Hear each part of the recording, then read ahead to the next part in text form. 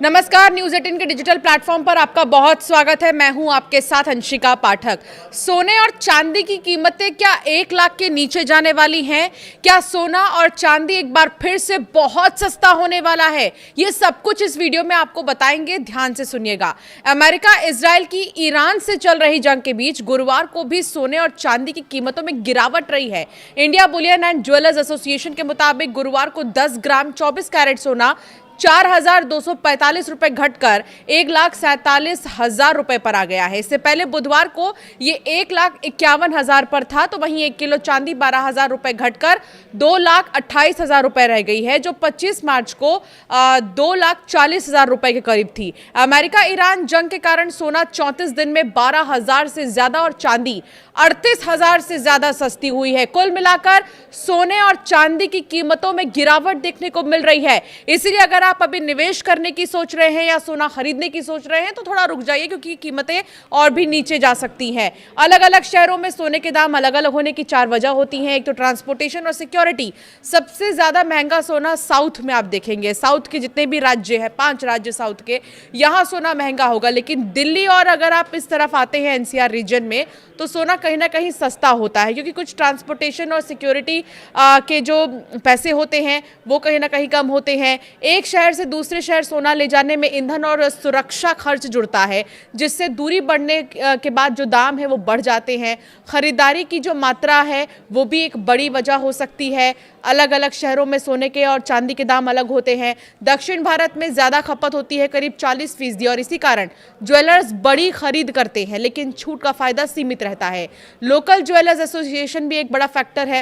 राज्य और शहर के ज्वेलर्स एसोसिएशन स्थानीय मांग सप्लाई के आधार पर रेट तय करते हैं। पुराना स्टॉक और खरीद मूल्य भी एक बड़ी वजह है। ज्वेलर्स का खरीदी रेट तय करता है कि वो ग्राहकों को कितनी कीमत पर ज्वेलरी बेचेंगे। तो सोना ऑल टाइम हाई से 30,000 सस्ता हुआ है। साल की शुरुआत की अगर बात करें तो सोने में तेजी थी, लेकिन हाल के हफ्तों में मुनाफा वसूली और ईरान जंग से गिरावट आई है। शुरुआती स्तर की अगर बात करें 31 दिसंबर 2025 से अगर हम देखें सोने के भाव को, तो 1,33,000 ऑल टाइम हाई रहा। 29 जनवरी 2026 तक ये 1,76,000 पर आ गया। मौजूदा स्थिति की बात करें तो अपने उच्चतम स्तर से सोना अब तक 30,000 से ज्यादा सस्ता हो चुका है। चांदी में भी क्रैश हुआ है। 3,86,000 रुपए चांदी थी, लेकिन अब यही चांदी 2,28,000 रुपए हो गई है। चांदी में सोने के मुकाबले ज्यादा उतार चढ़ाव रहा है और ये ऑल टाइम हाई रही है, और ऑल टाइम हाई से तेजी से नीचे भी आई है। शुरुआती स्तर की बात करें चांदी की, तो 31 दिसंबर 2025 को चांदी का भाव 2,30,000 के करीब था, और 29 जनवरी 2026 को 3,86,000 पर ही चला गया। लेकिन गिरावट के आंकड़े की अगर बात करें तो पिछले 63 दिनों में चांदी 1,58,000 सस्ती हुई है। आमतौर पर जंग के माहौल में सोने और चांदी के दाम बढ़ते हैं, लेकिन इस बार स्थिति बहुत अलग है। इस बार स्थिति उम्मीद से परे है। कैश की बचत एक बड़ी वजह से मानी जा सकती है। मिडिल ईस्ट जंग में निवेशक जोखिम से बचते हुए गोल्ड सिल्वर बेचकर कैश इकट्ठा कर रहे हैं, ताकि अनिश्चितता में लिक्विडिटी बनी रहे।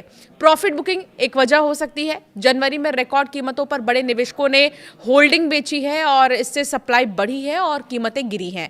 ब्याज दरों का असर भी एक बड़ी वजह है, एक बड़ा रीजन है क्यों आखिर सोने और चांदी के दाम युद्ध के बीच कम हो रहे हैं। अमेरिका के फेडरल रिजर्व के सख्त रुख से कीमती धातुओं की चमक फीकी पड़ गई है।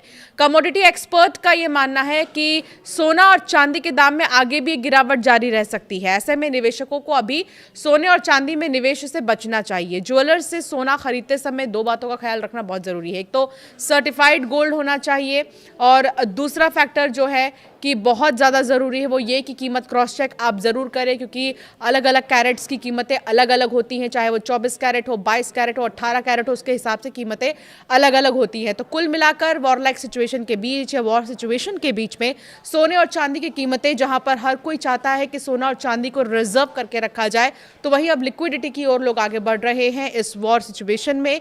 और इसका असर भारत में अगर बात करें तो सोने और चांदी की कीमतों में लगातार गिरावट देखने को मिल रही है। कहा यह भी जा रहा है कि सोना 90,000 तक जा सकता है, 80 से 90,000 तक भी जा सकता है। तो इसीलिए आप अगर निवेश कर रहे हैं तो एक बार में निवेश ना करें, बल्कि धीरे धीरे आप निवेश करें। ये चीज़ आपके लिए बहुत ज़्यादा फायदेमंद साबित होने वाली है। आपकी राय क्या है? सोने और चांदी को लेकर कोई सवाल है तो हमें ज़रूर कमेंट कर आप पूछ सकते हैं।